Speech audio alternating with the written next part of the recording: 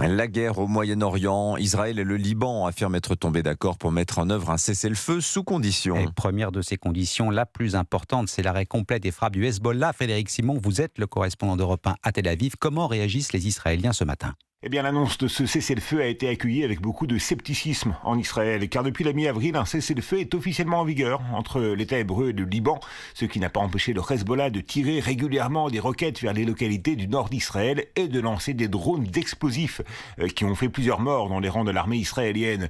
L'un de ces appareils a d'ailleurs franchi la frontière tôt ce matin, plusieurs heures donc après l'annonce de ce nouveau cessez-le-feu, et alors même que son entrée en vigueur est conditionnée à l'arrêt des opérations du Hezbollah, ainsi qu'à son retrait total du sud Liban. Il est peu probable que la milice pro-iranienne obtempère. Elle considère que la présence des troupes israéliennes au sud Liban justifie les tirs de roquettes et les lancers de drones.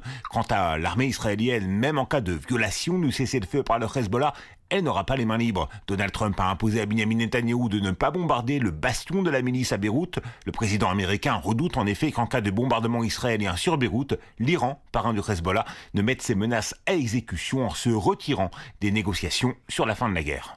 Frédéric Simon, correspondant d'Europe 1 à Tel Aviv.